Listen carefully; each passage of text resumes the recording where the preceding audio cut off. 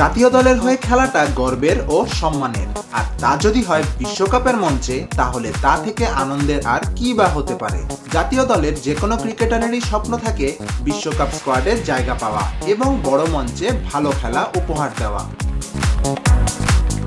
বিশ্বকাপের আগে নিজেদের লক্ষ্য নিয়ে গ্রিন রেড স্টোরি শিরোনামে ধারাবাহিক বিশেষ সাক্ষাৎকার প্রকাশ করেছে বিসিবি, যেখানে বিশ্বকাপে নিজের লক্ষ্য ও বিশ্বমঞ্চে দেশকে প্রতিনিধিত্ব করতে পেরে নিজের অনুভূতির কথা জানান বাংলাদেশ জাতীয় দলের অলরাউন্ডার শেখ মেহেদী হাসান। সাক্ষাৎকারে মেহেদী বলেন, একটা বছর আপনি ন্যাশনাল টিমে টানা খেলতেছেন। ন্যাশনাল টিমের প্লেয়ার হিসেবে যারাই খেলে আমরা সারা বছর কষ্ট করি। সামনে একটা ওয়ার্ল্ড কাপ, সেই টিমের পার্ট হওয়াটা গর্বের বিষয়। এটা আসলে ভাষায় প্রকাশ করা যায় না।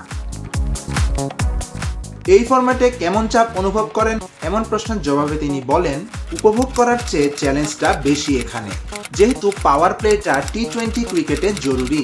এটা রানের খেলা, সেখানে যত কম রানে আটকানো যায় সেটাই আর কি চ্যালেঞ্জ। টাফ সিচুয়েশন থাকে, উপভোগ ঠিকমতো করতে পারলে সেখানে টিমের বেনিফিটটাই বেশি হয়। বিশ্বকাপে নিজেদের অন্তত সেমিফাইনালে দেখছেন মেহেদী। তার জন্য নিজের স্বাভাবিক পারফরম্যান্সের চেয়ে আরও বেশি কিছু করে দেখাতে চান এই টাইগার অলরাউন্ডার। এটিকে ব্যক্তিগত চ্যালেঞ্জ হিসেবে নিয়েই এগোতে চান তিনি। অবশ্যই আমার ব্যক্তিগত চ্যালেঞ্জ আছে যে ফার্স্ট রাউন্ড শেষ করে পরের রাউন্ডে যাওয়া। আমি যেভাবে পারফরম্যান্স করি আমি এবার সেরকমটা করতে চাই না। বিশ্বকাপের মঞ্চে এর থেকে আরও বেটার করতে চাই। সামিন মোহাম্মদ আনান, স্পোর্টস বাংলা।